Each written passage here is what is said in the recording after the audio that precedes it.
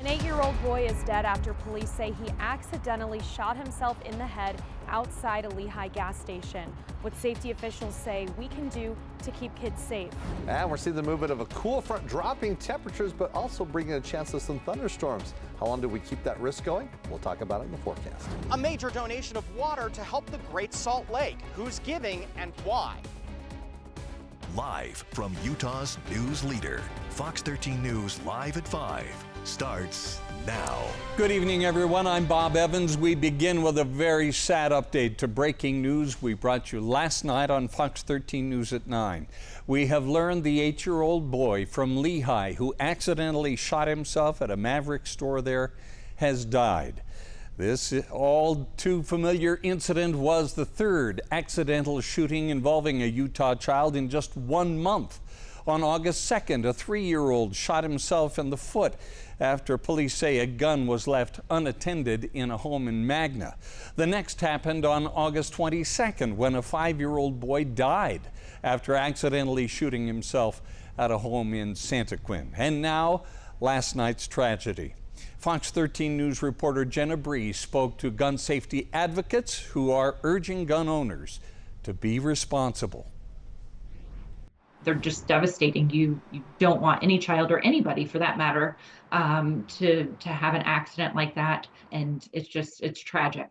Heather Lamb with Utah PTA says education and communication are key to keeping kids safe around guns. I feel it's a big issue happening everywhere, whether you're on one side of the fence or the other regarding gun laws and safety. The Department of Health and Human Services is addressing a rise in these injuries and deaths. In firearm-related emergency department visits for youth aged 0 to 17 years, in 2023, we saw 62. So far to date in 2024, we've seen 40. We're halfway through the year. More than likely, unfortunately, we're going to be above 62, which is scary to us. Joel Johnson says parents should keep firearms and ammunition locked up separately at home and tell young children to never touch a gun if they see one. We don't want them picking it up, carrying it to an adult, because most of them won't be able to check if it's, loaded or unloaded, safety on or not. And he says with teens and older children, introduce them to guns safely. Don't make them scared of firearms, but teach them how to safely be around them. Emphasize that firearms should never be used without adult supervision. Practice firearm safety with your children. Police say the boy was alone inside the car when the shooting happened and that it appeared to be self-inflicted but accidental. Police say it appears that the parents were inside the store when it happened. An investigation is underway to determine how the child got his hands on the gun. In Lehigh, Jenna Bree, Fox 13 News, Utah. In the case of the 3-year-old shooting himself in the foot we mentioned just a moment ago, a woman was charged with aggravated child abuse. As for the Santaquin shooting, police say they will not pursue charges against the family. We've learned that a 77-year-old Fruit Heights man drowned in a swimming pool this afternoon. The Davis County Sheriff's Office says it happened in the 1400 block of Green Road. Authorities say he was discovered by a family member. Once the call came in, it was immediately dispatched, and we're very fortunate to be so close. This is one of our contract cities, so we were here within minutes. Along with the sheriff's office, Kaysville Fire responded. The man was pronounced dead at the scene. No foul play is suspected. We're learning more about the murder case in St. George that left a woman dead and her husband in jail as the primary suspect. Court documents indicate 47-year-old Nikki Sampson was found dead Sunday night with bruises all over her body. Police also found her journal near her body where she wrote that she wanted to escape from her husband, 50-year-old Eric Sampson, adding that she was afraid for her life. Her journal entries also claimed that her husband is an alcoholic. In fact, Eric Sampson told police he was drinking alcohol on the day she died. Eric Sampson told authorities he did not call 911, but acknowledged that he should have. He remains behind bars in Hurricane without bail. If you have more information about this case, call St. George Police. Utah County Commissioner Tom Sakiewicz has resigned from office. In a statement, he says he needs to focus on his health since being diagnosed with brain cancer. He's been undergoing treatments while in office. His resignation is immediate. Skylar Beltran will fill the vacancy pending confirmation by the Utah County Republican Party. The state auditor says he has found no major issues with Utah's signature gathering process for candidates to get on the ballot. This is in response to questions leveled by Republican candidate for governor and now write-in candidate Phil Lyman. The auditor reviewed a sampling of signatures gathered for Governor Spencer Cox, Attorney General Derek Brown, and U.S. Senate candidate John Curtis to earn a spot on the GOP primary ballot. The auditor says it's statistically likely each of these candidates met the legal threshold of required signatures and in some cases gathered more than needed. He also says county clerks did their jobs validating those signatures. Governor Cox has ordered more than $1 million to be spent to help pay off school lunch debt. This is an issue Fox 13 News has reported on for some time, with students racking up big bucks in debt. The governor today ordered $1.2 million in COVID-19 relief money left over from the pandemic to be redirected. It now goes to a grant fund. Low-income families will be allowed to apply to have some of their school lunch debts paid. Utah has reaffirmed its commitment to clean air. The 17th annual Governor's Idle-Free Declaration was held today in Lobb Plaza in Logan. The declaration celebrates Utah cities with anti-idling ordinances. Idling, or leaving a car's engine running when parked, can release a significant amount of pollution into the air. This is especially harmful during the winter when temperature inversions trap particles in the air. We have over 12 cities and an entire county, 3 entire school districts that have idle-free ordinances, meaning that it is against the law to idle more than 2 minutes. Today also marked the 10th anniversary of the Utah High School Clean Air Marketing Contest, which has more than 1,000 entries each year.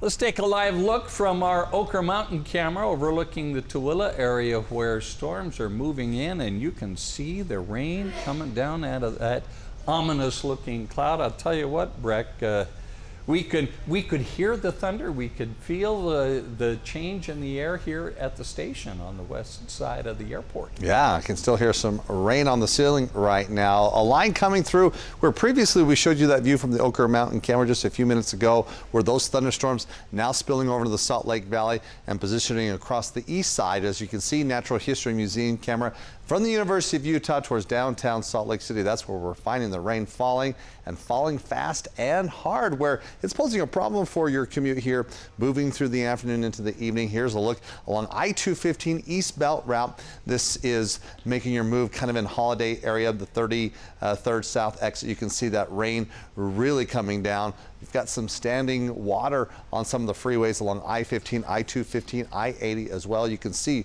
they're quite active here, particularly as we look across northern Utah. Some showers, though, having an impact here as we look towards central Utah right now, kind of near Bicknell, moving off towards the northeast now, tracking through Emery County. But really the stronger thunderstorms in that line as you're making your move near Strawberry Reservoir, Daniels Summit, and then spilling over as we look a little bit further here along the across the Salt Lake Valley.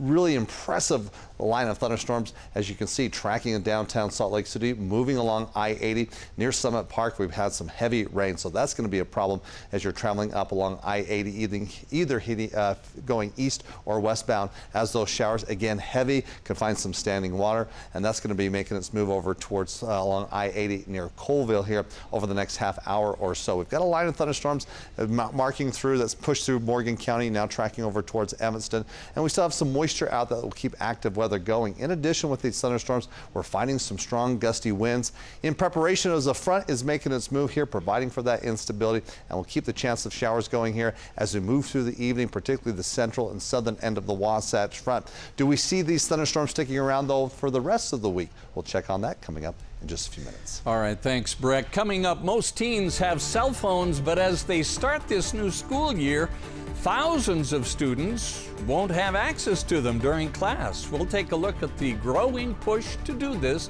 nationwide. Plus, there's a new TikTok fad that has some bank accounts trending in the wrong direction. Why it's being called a crime.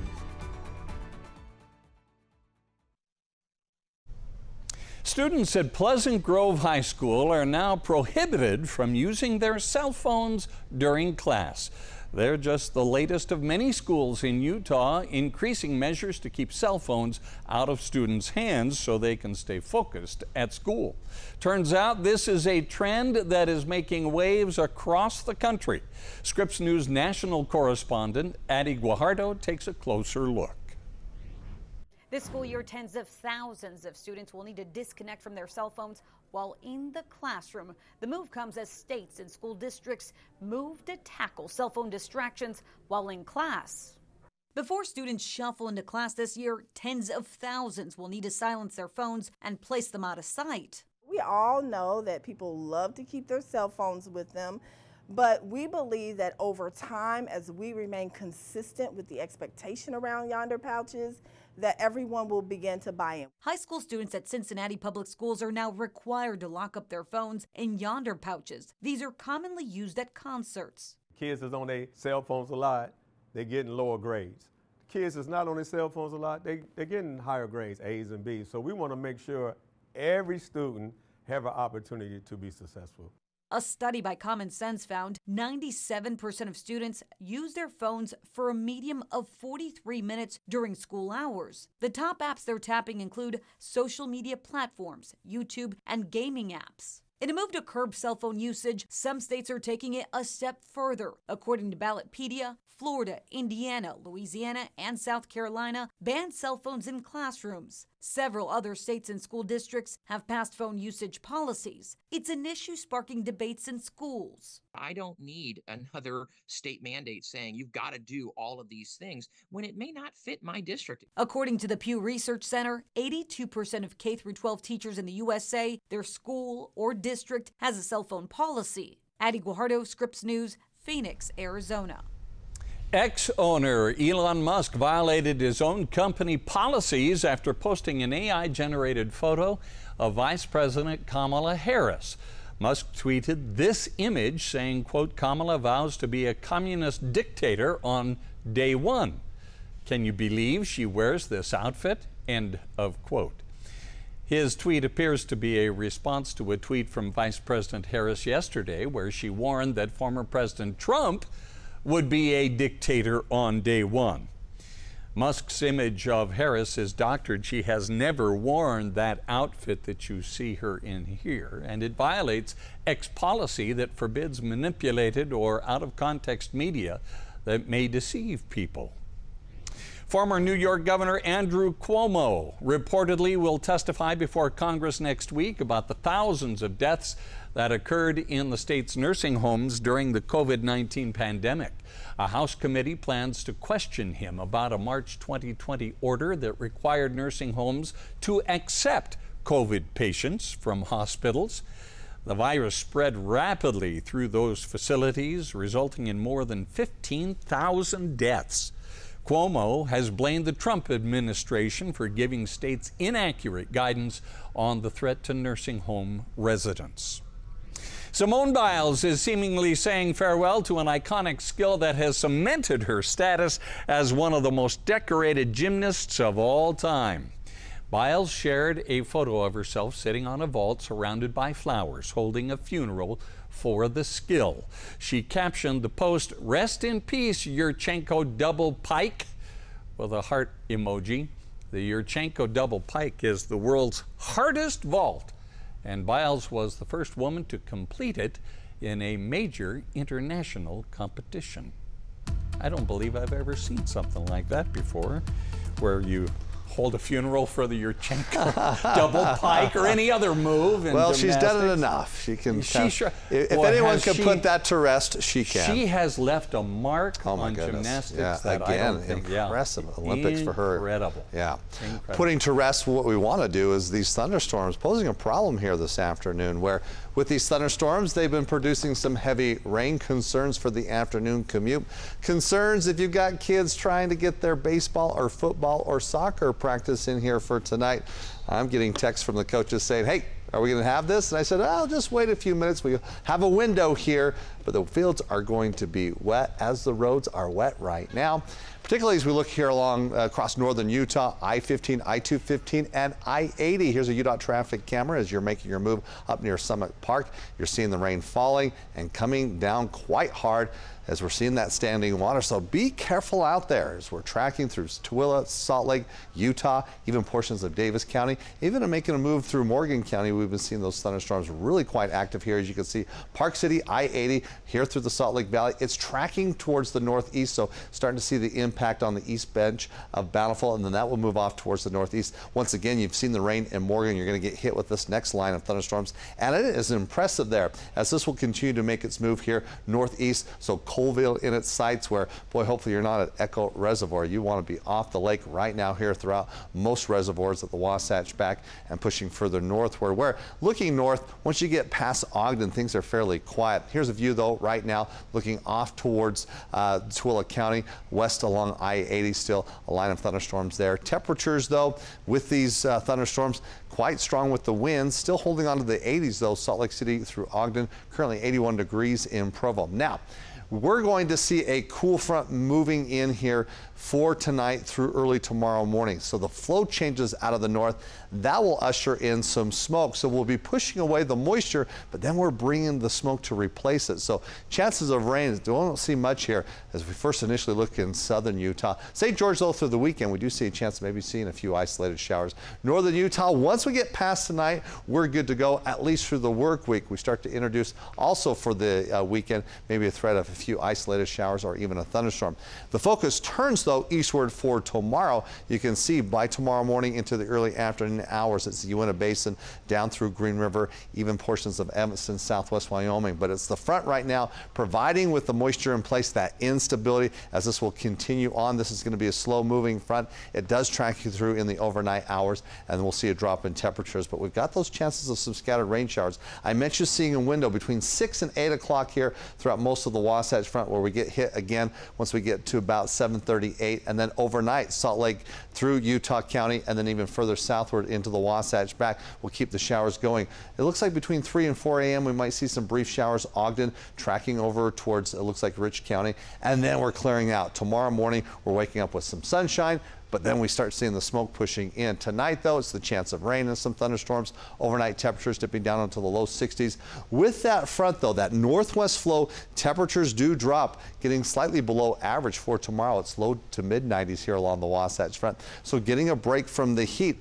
And we'll get a break from the thunderstorm activity, except, as I mentioned, vernal over towards Evanston. That's definitely a zone where we can see some showers even down towards Green River. But for most of the state, you're seeing the sunshine. Looks to be nice. And for St. George, we keep it nice, but toasty. Temperatures remaining near 100 degrees. I mentioned introducing some moisture for the weekend, a threat of an isolated shower, at least on Sunday. Maybe next week we'll see temperatures dropping slightly into the upper 90s. Smoke tomorrow, the smoke clears out. Temperatures back on the rise. We're into the 90s heading into the weekend. Start to introduce a chance of maybe a few isolated showers Sunday and Monday.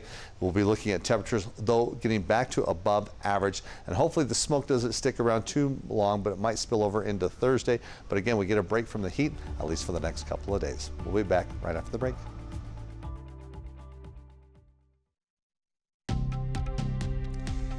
In Fox 13 News Money Watch, some videos on TikTok have seemingly tricked some people into committing check fraud. What one user said was a trick to the system is actually a scheme, and Chase Bank says what they're doing is a crime. Scripps News national correspondent Clayton Sandell explains what's going on. There's no such thing as a free lunch or money from an ATM, but in the last few days, a number of videos popped up on TikTok and X claiming there was a free money glitch involving Chase Bank ATMs. Basically, the video said if you deposited a fake check into your account, you could get a portion of that deposit back in cash immediately. Even though some on TikTok called it a glitch, it's actually something a lot of banks have the discretion of doing, according to the FDIC, allowing access to part of the deposit until the check is verified and cleared. So it's not a glitch, but it is a crime. And in a statement, Chase tells Scripps News, "We are aware of this incident and it has been addressed. Regardless of what you see online, depositing a fraudulent check and withdrawing the funds from your account is fraud, plain and simple." When people are under a lot of mental stress and financial stress, they tend to make poor financial decisions. When consumers find themselves in desperate situations and they have no money, they often look for rich quick schemes. Now, some TikTok users who apparently tried this scheme were posting videos after the fact showing their accounts either frozen or with negative balances in some cases for tens of thousands of dollars. It's hard to say how widespread this became or how much money was involved. Chase hasn't given us any numbers, and it's not yet clear if Chase will pursue criminal charges. Clayton Sandell, Scripps News, Denver. A long-awaited reunion tour by the 1990s band Oasis has led to an investigation in Great Britain of so-called dynamic ticket pricing. British Culture Minister Lisa Nandy says it is, quote, depressing to see prices surge on official ticket sale websites. She pledged to develop a fairer system that limits the influence of ticket resellers. Some Oasis tickets were initially listed at about $180, but by the time fans could actually buy them online, the price had shot up to more than $460. Even so, all tickets for the band's 17 shows in the UK and Ireland sold out within 10 hours on Saturday. Stocks tumbled today after renewed worries about a slowing economy gripped investors, echoing a sharp sell-off that rattled global financial markets just a month ago. The Dow dropped 626 points to close at 40,937. The Nasdaq shed 577, and the S&P lost 119. An announcement today could be the first of many moves to help restore the Great Salt Lake. Fox 13 News political reporter Ben Winslow has the update when we come back.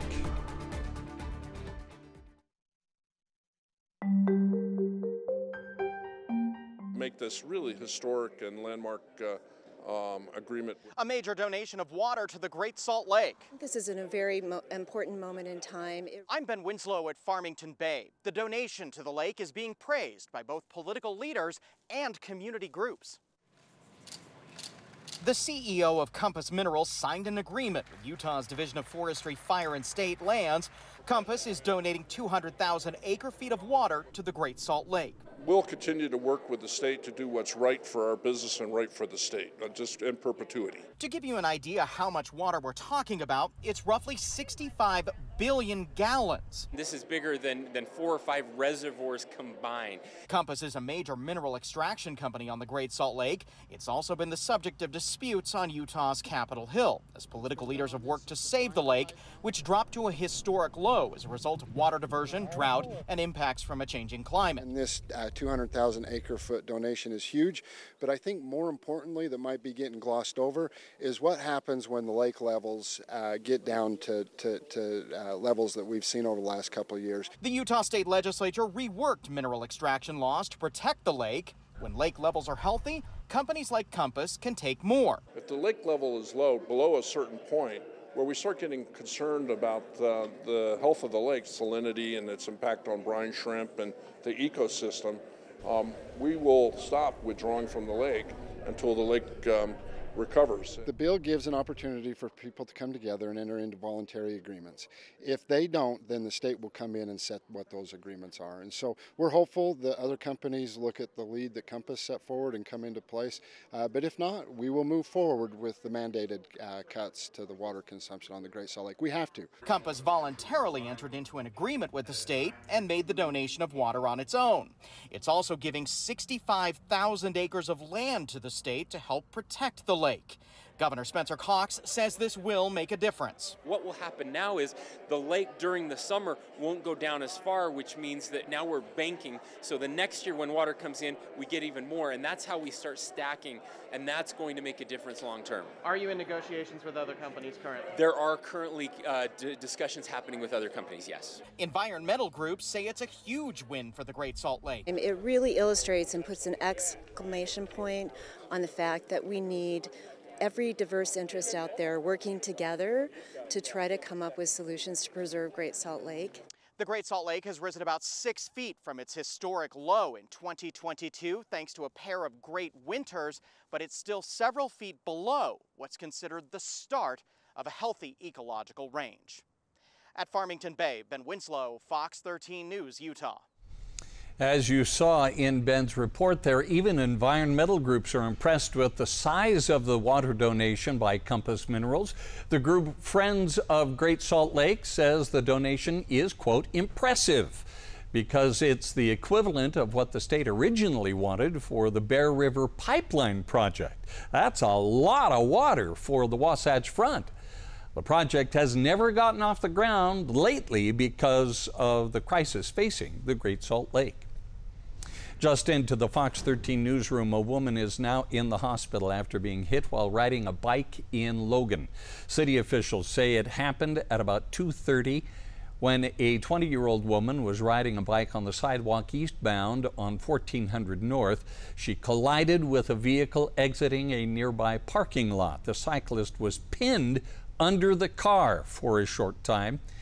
Again, she has been taken to the hospital. Her condition is unknown. The driver was not hurt, and they are cooperating with police. There are new developments in the ongoing lawsuits against Operation Underground Railroad and its founder, Tim Ballard. A judge has dismissed the civil suit filed by Suzanne Whitehead. She accused Ballard and OUR of trying to silence her when voicing criticisms and concerns over their operations. The judge ruled her allegations, quote, do not include anything approaching unreasonable, unkind, or unfair. While the court dismissed the suit against OUR with prejudice, the suit against Ballard was dismissed without prejudice, giving Whitehead the opportunity to refile in the future. Meanwhile, the woman suing Ballard for defamation based on her alleged portrayal in Sound of Freedom has been convicted of sexual exploitation of minors by a Colombian court. Colombian news outlet Caracol Radio reports Kelly Johanna Suarez Moya was one of 5 people convicted yesterday, stemming from a party the group hosted on the island of Baru in 2014. Moya sued Ballard and others involved in the production of Sound of Freedom over a character the suit alleges is based on her, further alleging the film falsely depicts her as a trafficker. Her sentencing is expected within the next few days. A couple in Idaho has bought Chad Daybell's old home where his wife's children were found dead 4 years ago and is now planning on turning it into a place of healing. The East Idaho News reports the couple, who wishes to remain anonymous, has started a nonprofit called SJ Healing Crossroads. They bought the property after they heard a rumor that someone else wanted to buy Daybell's former home and turn it into an Airbnb or some sort of tourist attraction. The couple plans to tear down the home and build a new facility dedicated to supporting those affected by traumatic loss. An arrest warrant has been issued for a Pleasant View woman accused of punching another woman with brass knuckles while she was in a drive-through lane. Court documents indicate it happened on August 23rd at the Quick Stop in Ogden. Authorities say 31-year-old Teresa Reyes approached the victim's car, threw a punch through the open window, and then spit on her. The victim, who had her 4-year-old child with her in the car, then rolled up her window and started recording as Reyes allegedly continued to punch the glass. Police say Reyes threatened to get a gun when a male bystander intervened. It's unclear what led up to this attack. If you know where Reyes is, Contact Ogden Police. We have an update to that deadly shooting at the Monaco Apartments in Mill Creek 9 days ago. Unified Police say 4 suspects have been arrested. Their identities will not be released because they are all juveniles. Investigators say the victim, 14-year-old John Mula, was walking through the apartment complex last Sunday afternoon when 3 people drove up in a Chevy Impala, got out of the car, and shot Mula. He died at the hospital. As we have reported, police believe this shooting was gang-related. Davis County search and rescue teams had to help a woman who was injured during a Labor Day hike. It happened yesterday morning at the Dual Creek Trailhead in Centerville. Authorities say the 83-year-old woman was hiking with her family when she lost her balance, fell, and broke her leg. When crews rescued her, she was conscious but in a lot of pain, as you might guess. She was taken to the hospital for treatment, where she is expected to recover. University of Utah head football coach Kyle Whittingham announced senior wide receiver Money Parks will receive the 22 Forever Memorial Scholarship this season. The scholarship honors the memories of Ty Jordan and Aaron Lowe, who died in 2020 and 2021. Both wore the number 22. Each season, the scholarship is represented by a football student athlete who exemplifies the inspiring qualities Jordan and Lowe demonstrated. So those 2 of my brothers. Somewhere like relief, because I felt like I wanted to get it last year and I didn't. So this year was like more of a relief of getting it because I really want to represent my brothers for sure. I want to make their family proud and my family proud as well. I'm going out there every day and I'm not playing just for myself or just for the Utah University. I'm playing for 2 other guys, 2 other brothers as a part of our team that made big strides on this team. Parks was voted as a member of the Utah Football Leadership Council this season.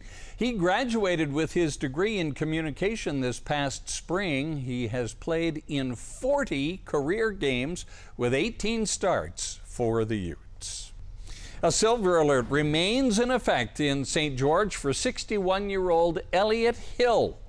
He was last seen August 28th at noon near the St. George Recreation Center on 400 East. Authorities say he needs medication for bipolar personality disorder and Parkinson's, and he does not have access to his medications. He's 5'9", weighs 210 pounds. He has brown eyes and gray hair. If you have seen him or know where he is, call St. George Police. Utah Tech University in St. George is offering nearly 7,000 online courses for free. The university's new Learn and Work program allows Utahns to receive specialized education in a number of technical fields. Utah Tech says these classes, 7,000 of them, can help Utahns who want to add to their skill set or even get the training they need to pursue a new job. They are in subjects such as AI, which most people are needing to learn much more about, but also in programming, as well as project management. And for those persons who are just starting out and thinking about what it means to utilize tech resources, there are many great and wonderful ways to do that. The program will also reimburse the cost of one industry-recognized certification exam upon successful completion of the course. An animal rescue clinic in Moab needs volunteers. Underdog Animal Rescue and Rehab is looking for people to help with their month mobile vet clinics. These clinics provide essential services for those living in the Navajo Nation. The organization says there are about 500,000 stray dogs in the Navajo Nation, and they work tirelessly to improve their overall quality of life. A dog born into homelessness on the Navajo Nation has a life expectancy of 2 years, which is tragic. All animals deserve love. They all deserve care. They all deserve food, shelter. If you'd like to volunteer, contact them by emailing at clinics@underdogrescuemoab.org.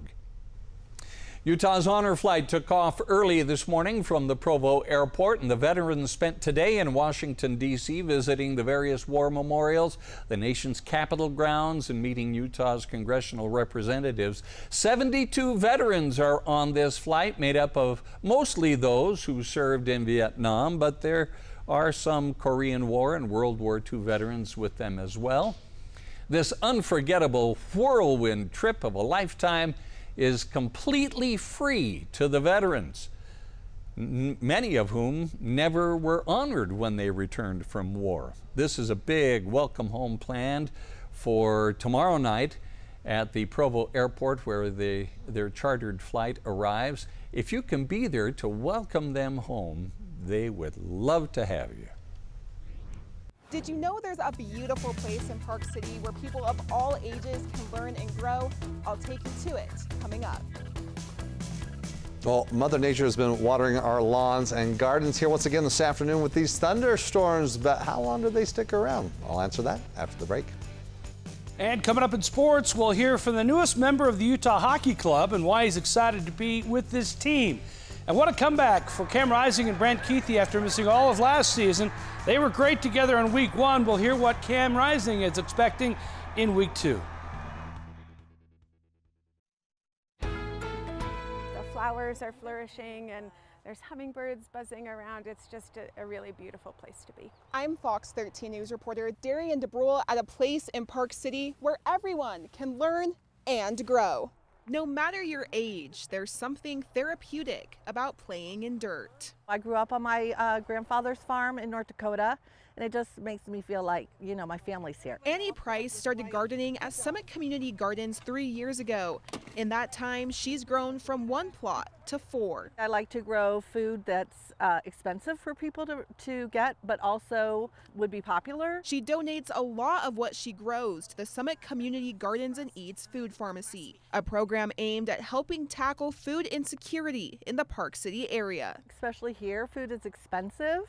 Especially fresh vegetables are expensive, and so it was just something that was easy for me to do and meaningful as well. We're growing about 1,300 pounds of food here in this space as a staff, so we provide all of that food free to folks who are experiencing food insecurity in our community. Helen Nadel is the executive director of Summit Community Gardens and Eats. Outside of helping with access to fruits and veggies, she says they also focus on education through individual garden plots, events, and kids programs. There are so many people who come here. There is a wonderful spirit of community here. Claire Trapp has been bringing her kids to the 1.5-acre garden for 7 years. For her family, it's a sanctuary from the fast pace of life. It slowed us down.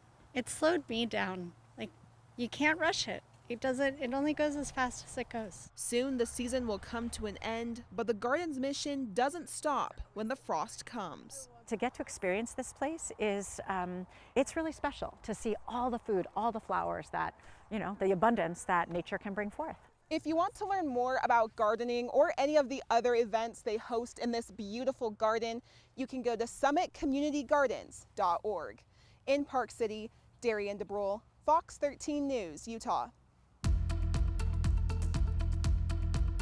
Did you see the rhubarb? I did see the rhubarb. We used to eat it growing up. I used to eat it raw, just pick it and chew on it. Yeah. If you've never had it, you gotta. My mom used to cook it. Sure. And did you have rhubarb pie? Oh yeah, we have rhubarb pie, and we pour some sugar on it, and oh boy, that was good. But it makes your mouth water. It's so sour. It is very tart. Very tart. Anyway. Yeah. Well, we've been talking about, hey, Mother Nature watering our lawns and gardens, helping out in the situation here.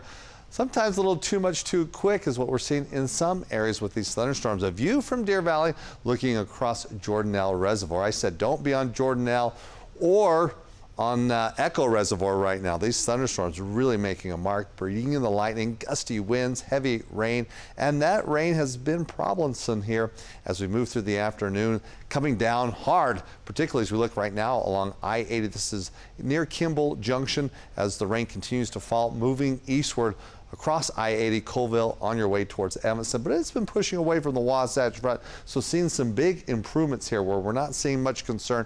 Right now we get a break, but the showers again along I-80, Wanship, Colville, tracking over towards Evanston, also into Rich County. This is definitely going to be an area where you can see even along I-84 from Morgan, Hennifer, coming over towards the junction near Echo, and then tracking eastward along I-80. But for the Wasatch Front, Weber, Davis, Salt Lake, Utah counties, we're in the clear for now, but another batch of moisture and a line of thunderstorms. It looks like it's making its move towards the northeast. This is going to take some time. You'll probably have, maybe an hour and a half to 2 hours before we really start to see this impact from this line of showers. So active weather expected at least towards the central southern end of the Wasatch Front as we move here for tonight, overnight as well. Right now, though, we're seeing the sunshine. Again, a view from our Oquirrh Mountain camera looking west across the Tooele Valley. Temperatures have been dropping. We're still looking at some gusty winds. Got someone called me from Holiday saying, boy, we're doing our football practice. The winds, though, are still fairly strong, but you're seeing the sunshine. You'll see some showers overnight. Tomorrow, the moisture moving away, but we're bringing in the smoke as a front, changing the wind direction out of the northwest. That's going to allow some smoke coming in from Idaho and settling in, but we're squeezing the moisture, pushing it eastward. It's still going to be in place as we look at our moisture tracker here going from Tuesday into Wednesday morning. So northeastern Utah down through Green River, you see a chance of rain, but where you're seeing this color scheme, this is indication of drier air that'll be in place not only tomorrow, but moving the clock going through Thursday into Friday as well, where for the weekend we start to introduce a little bit of moisture that could produce an isolated shower here both across northern and southern Utah. But the front in its place as it pushes through, it still provides instability I should say here overnight, where the rain again for the northern end of the Wasatch Front through again southern end of the Wasatch Front, northeastern Utah here over the next 24 hours. But really by tomorrow morning, for the morning commute, we're clearing out. It's just overnight we see that chance of rain, as we'll see temperatures here across northern Utah getting down into the 60s, 50s through central Utah. Looks like 70s in St. George, where tomorrow, particularly for the north, a little bit cooler. Highs slightly below average, low to mid 90s for many spots. The front going to somewhat stall out and move a little bit further east. We're not going to see as big of an impact temperature-wise across the south, but you will see the sunshine.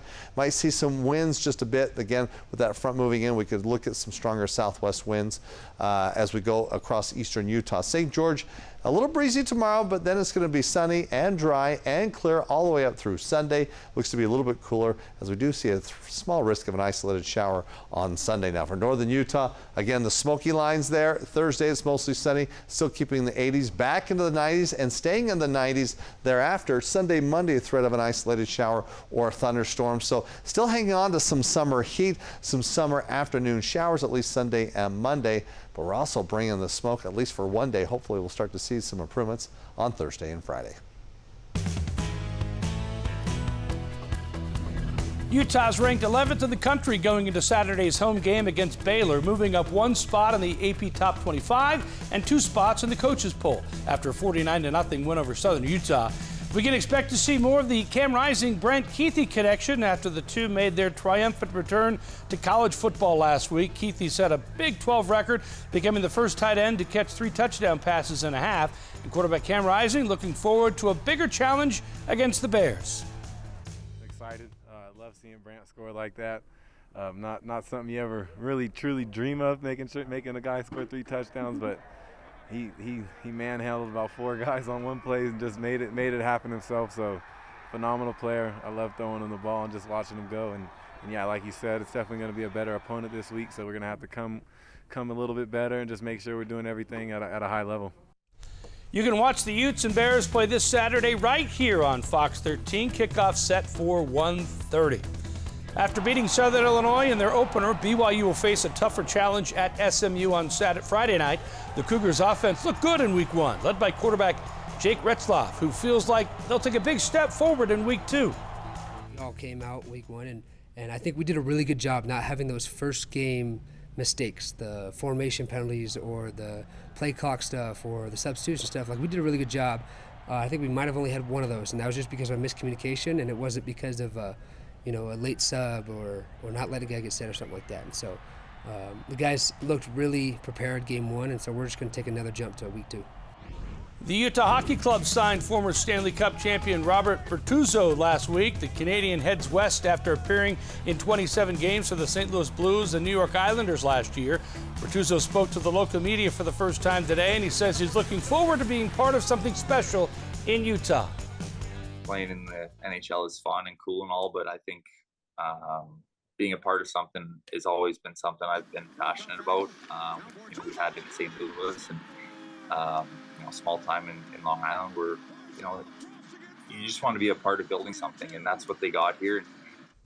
Yeah, you can watch the Utah Hockey Club on Utah 16, our Scripps partner station, all season long. The first preseason game, September 22nd, against the St. Louis Blues. The regular season opener is October 8th at home against the Chicago Blackhawks. Robert Bortuzzo. I love how we can just show him fighting a guy, and that's just normal. Scoring goals, fighting. It's all part of the game, I guess. But, what he's saying is really kind of cool, because to be part of something special, as he says, but to be building something that's going to last for a legacy, a long, long time. A great opportunity. We're glad he's here to be a part of it. Yeah. All right. We'll be right back.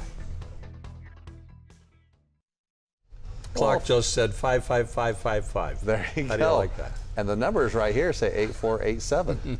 Yeah, how do you like that? We got numbers flying all over the place. So many numbers. Oh, my goodness. Yeah, the break from the rain here, at least through the work week. A little smoky, though, tomorrow. Yeah. Well, look at that. Partly cloudy. What day was that? That was Saturday, and then Sunday, chance of an isolated shower. Well, the lightning bolt on Saturday, you know what that indicates? What's that? Indoors. You don't have to do any yard work. No yard work? No We're yard work. We're giving free clearance here. I said it. There you go. No yard work on Saturday. Okay. You heard it first. Let's do it. Sorry, wife. See you back here at 9 o'clock. Isn't it going to